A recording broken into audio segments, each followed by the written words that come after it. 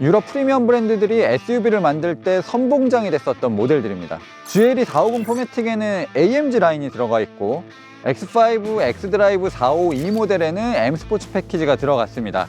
그래서 꼼꼼하게 살펴보고 두 차의 성격이 어떻게 다른지 알아보도록 하겠습니다. 그리고 최종적으로 저는 어떤 차를 선택하게 될지도 한번 지켜봐 주세요.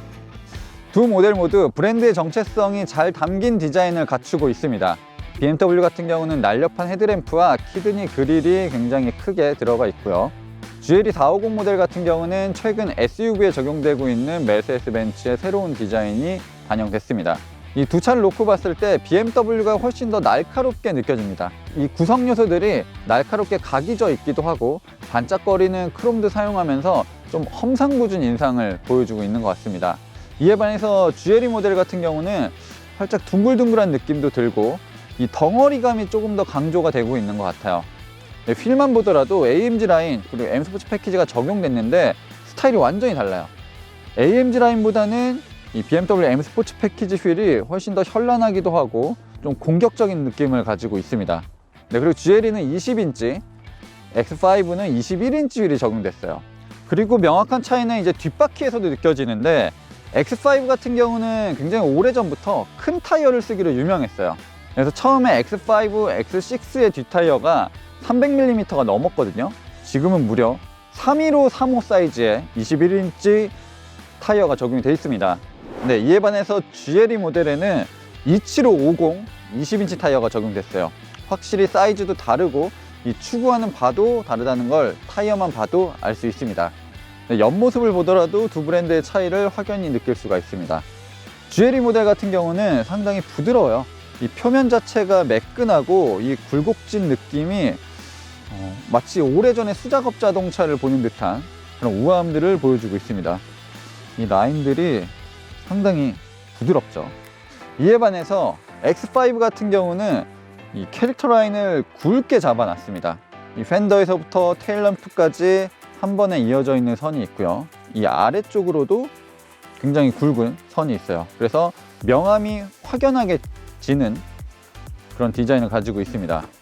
근데 확실히 이 차체 옆면이 X5가 훨씬 더 날카로워요. 네, 문짝의 크기나 마감들도 전부 비슷하고요. 이 실내에 구성된 트림은 조금 차이가 있습니다. 근데 GLE 같은 경우는 이 쿠션 느낌이 굉장히 좋아요.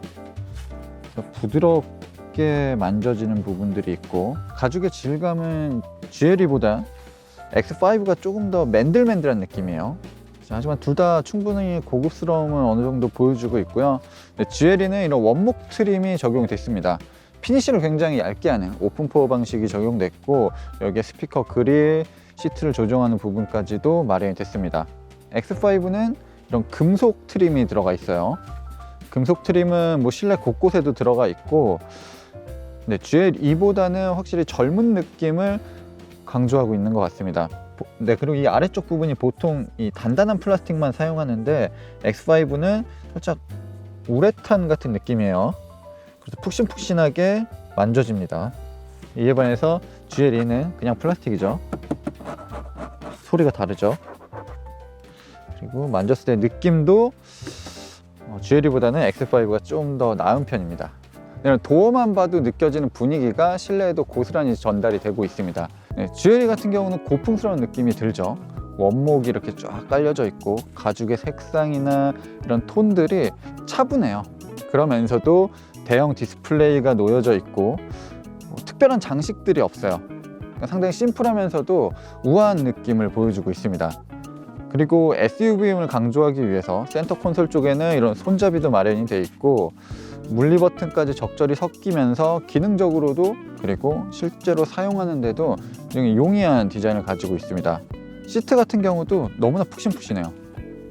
이 가죽이나 쿠션 느낌들이 이 메르세데스 벤츠답게 푹신푹신하고 이 전동으로 헤드레스트도 조절할 수 있고 무릎 받침까지도 조절할 수가 있습니다.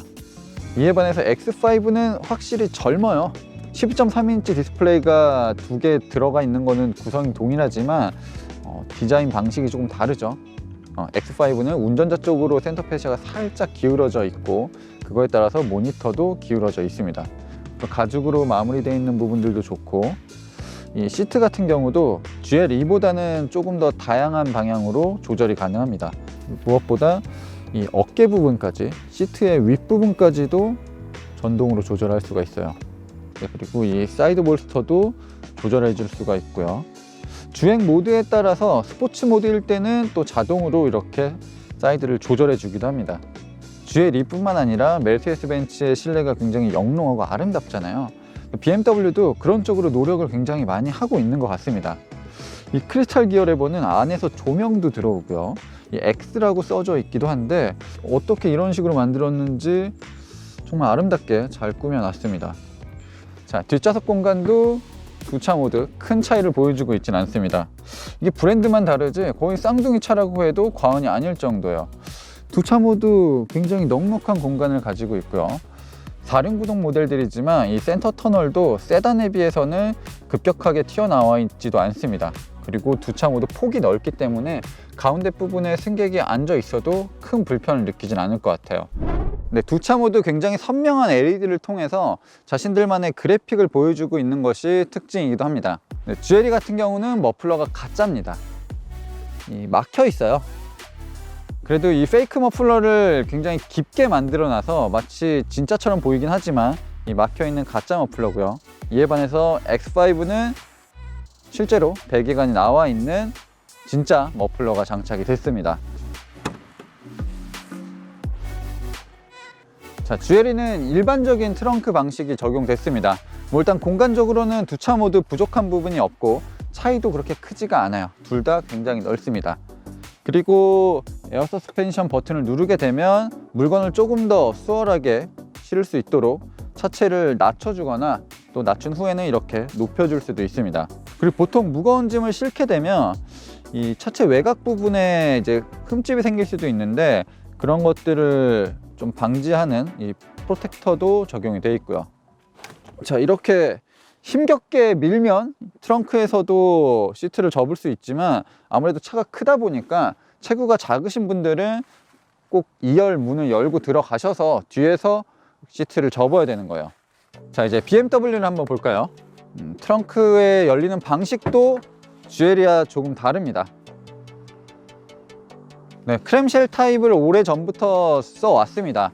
그래서 아래쪽 부분도 별도로 조작을 할 수가 있어요. 그래서 물건을 올리고 밀어 넣기에는 지금 BMW X5의 구조가 훨씬 더 좋은 셈이죠. 그리고 역시 에어 서스펜션으로 차체의 높낮이를 조절할 수 있는 버튼도 마련이 되어 있고요. 내려와. 두 모델 모두 덩치는 굉장히 크지만 이런 실용적인 기능들이 있어서 짐을 넣고 빼는 데는 굉장히 용이합니다. 그리고 X5 같은 경우는 레버를 통해서 시트를 손쉽게 접을 수가 있어요.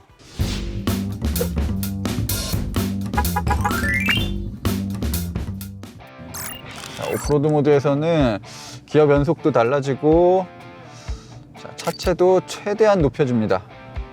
이 속도를 내기보다는 바퀴의 토크를 더 집중시켜주면서 험로를 탈출하고 있어요. 바퀴가 굉장히 헛돌지만 이 4륜구동 시스템이 순간적으로 한 바퀴에도 100%의 토크를 보내줄 수가 있거든요.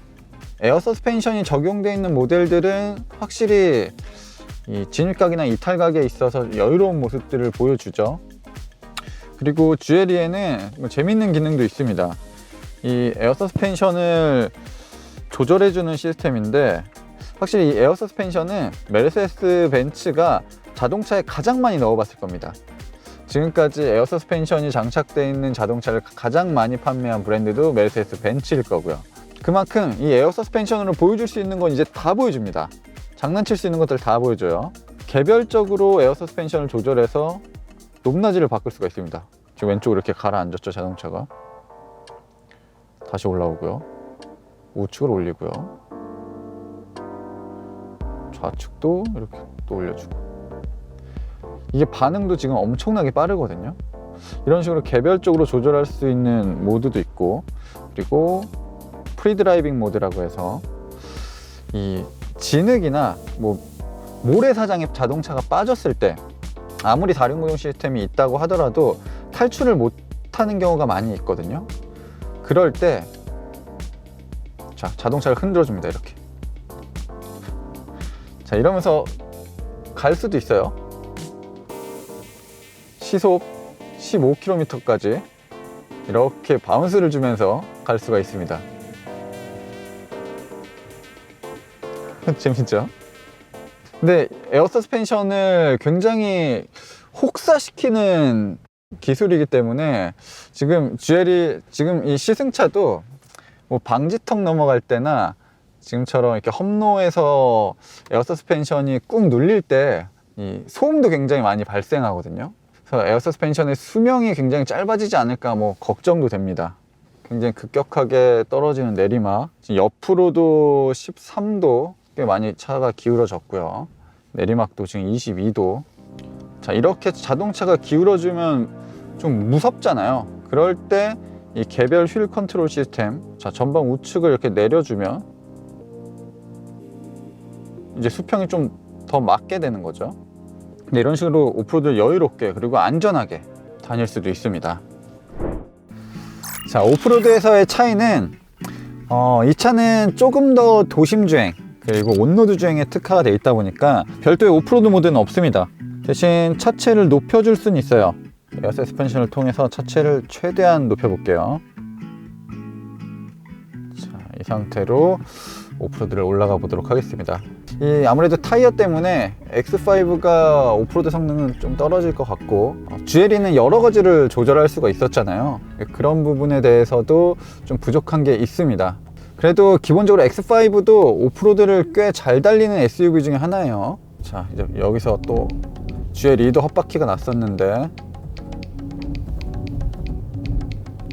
자, X5가 GLE보다 더 미끄러짐이 심한 것 같습니다. 그래도 뭐 일단은 첫 번째 난 코스를 통과했고요. 주변 상황을 실시간으로 자동으로 보여주고 있습니다. 이런 것들은 좀 좋네요. 이렇게 나무 장애물도 가볍게 통과를 해주고요. 이 언덕을 벗어나니까 곧바로 전기 모드가 들어갔어요. 이 고요한 산길을 조용히 미끄러져 나가고 있습니다. 지금 낙엽 밟는 소리밖에 안 들릴 거예요. BMW는 전자식 4륜구동 시스템을 가장 오랫동안 쓴 브랜드 중에 하나입니다. 네, 예전에는 전자식 4륜구동 시스템보다는 토크가 고정되어 있는 4륜구동 시스템을 쓰는 회사가 더 많았어요. 네, 아우디 콰트로가 대표적이기도 하고 메르세데스 벤츠 같은 경우도 구동력이 딱 고정되어 있는 4륜구동 시스템을 오랫동안 사용했습니다. 네, 하지만 이제는 전부 BMW와 같은 전자식 4륜구동 시스템으로 바뀌고 있어요. 근데 아무래도 4륜구동 시스템, 뭐 전자 기술들이 좀 발전하면서 이 고정형보다는 이 그때그때 상황에 따라서 토크를 배분해주는 4륜구동 시스템이 훨씬 더 유리하다고 제조사 입장에서는 생각을 했었던 것 같습니다. 어쨌든 BMW가 거의 원조격이란 말이에요. 이 4륜구동 시스템은 정말 자유롭게 구동력을 원하는 곳에 보내줄 수 있는데 문제는 개별적인 설정은 안 된다는 거예요. 네, 어디까지나 자동차가 슬립을 파악하고 조작하고 있는 상황을 판단해서 4륜구동 시스템은 임의적으로 구동력을 배분해 줍니다. 자, 여기가 굉장히 난 코스. 아까 올라올 때도 힘들었고 내려갈 때도 기울어짐이 심해서 잘못하면 자동차가 전복될 수도 있는 곳이거든요. 자, 확실히 이 에어 서스펜션으로 차체를 높여놨기 때문에 좀 여유가 있습니다. 오히려 이 GLE보다 조금 더 수월하게 내려온 것 같기도 하고요. 내리막에서는 힐 디센트 어시스트 시스템으로 부드럽게 내려올 수가 있습니다. 자, 타이어가 분명히 불리했지만 그래도 GLE가 통과했었던 코스를 그대로 X5도 통과를 했습니다. 자, 지금 컴포트 모드인데 컴포트 모드에서는 이제 전방 카메라로 노면 상태를 확인하고 그것에 맞춰서 서스펜션을 조절해주는 시스템도 들어가 있고요. 그리고 새롭게 적용되어 있는 기능 중에 하나는 이 커브 모드라고 추가가 됐습니다. 커브 모드 같은 경우는 한마디로 자동차가 한쪽으로 기울어질 때 그 기울어짐을 막아주는 거예요. 자동차가 왼쪽으로 방향을 틀게 되면 무게중심이 오른쪽으로 쏠리면서 오른쪽 서스펜션이 왼쪽보다 조금 더 눌리잖아요. 이걸 최대한 수평에 맞게끔 유지를 시켜주는 게 이 커브 모드입니다. 이 스포츠 모드, 스포츠 플러스 모드도 자동차의 기울어짐을 막아주는 건 맞는데, 그거는 일단은 밸런스를 맞춰준다기보다는 양쪽 모두 굉장히 단단하게 만들어주는데 포커싱을 맞췄다고 생각이 들고요. 근데 이 커브 모드는 기본적으로 갖고 있는 성격은 컴포트예요. 이 컴포트 모드에서 자동차의 쏠림을 막아주는 역할을 하고 있는 거고요. 지금 스포츠 플러스에서는 일단 소리부터 좀 다르죠. 굉장히 고요했던 자동차가 이 엔진 소리를 내고 있습니다. 사운드도 꽤 잘 다듬어진 느낌이에요. 이게 아무래도 기존에도 방음이 굉장히 잘 돼 있었기 때문에 아득히 멀리 느껴졌는데, 지금 딱 예쁜 소리들만 귀에 들리거든요. 자, 9단 변속기의 이런 변속 반응도 꽤 좋은 편이고요. 의외인데? 주행 느낌은 또 완전 의외입니다. 예전에 GL이 M클래스에 비해서 훨씬 더 잽싸졌어요. 스티어링 휠 반응도 이제는 좀 쫀득한 느낌도 들고요. 이 GLE가 잘 팔리는 이유가 있네요. 자, GLE와 X5 시승하고 있는데, 사실 가장 큰 차이점은 파워트레인이거든요. 이 GLE 450 모델에는 마일드 하이브리드 시스템이 적용됐습니다. 48V 리튬이온 배터리를 사용하고, 이 주행에 일정 부분 도움을 줘요. 한 20마력 정도 추가되는 파워가 있고, 이 최대 토크 측면에서도 조금 도움을 줍니다. 그리고 무엇보다 이 출발할 때, 그리고 달리고 있는 상황에서 가속 페달에서 발을 떼게 됐을 때 느낌이 일반적인 내연기관 자동차와는 조금 달라요. 제가 예상하고 있는 이 벤츠의 6기통 힘보다 조금 추가된 느낌이 나거든요. 열정적으로 가속을 할 때도 무언가 엔진 이외에 무언가가 밀어주는 느낌이 나요. 벤츠가 운전이 조금 재밌어지기 시작했습니다. SUV도. 벤츠가 SUV는 정말 재미 요소가 별로 없었거든요. 그저 편안하고 승차감 좋고 장거리 주행에 특화되어 있는 모습들만 강조가 됐었는데, 이 450 모델은 확실히 운전 재미 측면에서도, 그리고 이 반응 측면에서도 훨씬 나은 모습을 보여주고 있는 것 같습니다. 네, 아무래도 주행 성능은 X5에 거는 기대가 더 큽니다. 이제는 3.0L 6기통 엔진이 기본적으로 들어가 있고, 여기에 배터리 용량도 2배가 증가된 플러그인 하이브리드 시스템이 조합됐기 때문에 파워면에서는 확실히 예전 모델과는 비교가 안 될 정도로 업그레이드가 됐습니다. 그리고 아무리 이 플러그인 하이브리드 시스템을 추가해서 출력을 높인다고 해도 결국에는 엔진이 중요하거든요. 4기통 엔진은 반응이나 이런 감성적인 측면에서도 아쉬운 부분이 많았는데, 이제 이 6기통 엔진은 그런 문제에서 굉장히 자유로워졌어요. 다르죠? 제가 그 GLE에 적용되어 있는 커브 모드가 굉장히 신기하고 좋다고 말씀드렸는데, 이 BMW X5는 그 커브 모드가 그냥 기본으로 있는 거예요. 진짜 예전부터 롤이 굉장히 적다고 소문이 났었던 SUV이기도 하고, 확실히 스티어링 휠 돌리는 느낌은 X5가 GLE보다는 훨씬 더 즐거운 것 같습니다. GLE도 이 주행 성능이 많이 올라왔는데, 이 BMW의 특유의 스티어링 휠이 손에 감기고 이 가속 페달을 딱 밟았을 때 반응하는 느낌들은 확실히 좀 경쟁 모델보다는 우위에 있는 것 같습니다. 그리고 이 전기 모터의 출력도 굉장히 강력한 편이거든요. 그 도움을 분명히 받고 있기 때문에 확실히 그 전기 모터의 추진력이 명확하게 느껴져요. GLE는 이 마일드 하이브리드 시스템, 전기 모터가 직접적으로 바퀴를 굴려주는 것도 아니라서 미묘하게 증가되는 출력 정도만 정말 미묘하게 느껴지는데, 이 X5 같은 경우는 확실히 출력에서의 우수함, 전기 모터의 도움이 명확하게 느껴집니다.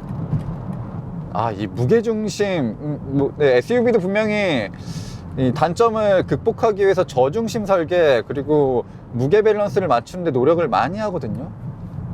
X5는 그게 정말 잘 돼 있어요. 더군다나 이 플러그인 하이브리드 모델은 배터리가 일단은 들어가고, 근데 배터리가 분명히 무게중심 잡는 데 도움을 줬을 거거든요. 내연기관보다는 확실히 더 저중심 설계가 이루어진 것 같은 느낌이에요. 이렇게 급격하게 코너가 연속되는 내리막에서는 X5의 움직임이 GL2보다는 훨씬 더 부드럽게 느껴집니다. 엔진은 쓰지 않고 전기만 쓰면서 한번 달려보도록 할게요. 시속 140km까지 속도를 높일 수 있단 말이에요. 그리고 배터리가 가득 찬다면 50km를 갈 수가 있고요. 근데 지금도 계기판 상에는 배터리가 50%가 조금 넘거든요. 많이 잡아야 55 정도 여겨지는데, 그런데도 41km를 갈 수 있다고 합니다. 그러니까 실질적으로 우리나라에서도 부드럽게만 주행을 한다면 뭐 50km 이상 달릴 수 있을 거예요. 자, 지금 강제로 지금 전기 모터로만 달리고 있는데도 언덕 이 와인딩을 사뿐히 통과합니다. 자, 이제 스포츠 모드에서는 전기 모터와 엔진이 모두 힘을 쏟게 됩니다.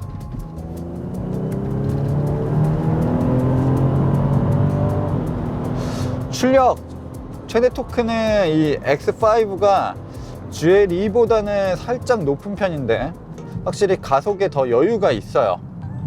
네, 그리고 21인치 좀 주행 성능이 특화된 타이어를 가지고 있지만 승차감도 상당히 좋습니다.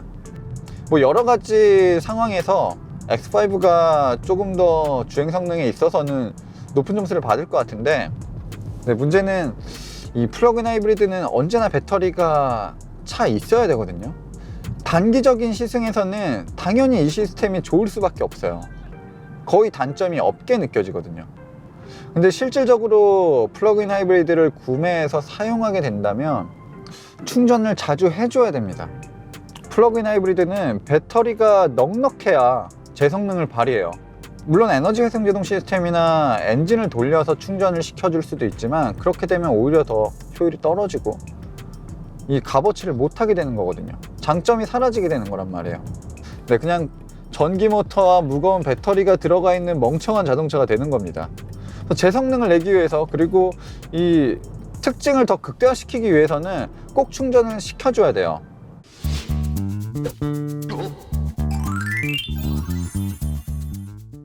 메르세데스-벤츠 GLE 450 4매틱, BMW X5 x드라이브 452 모델을 비교 시승해봤습니다.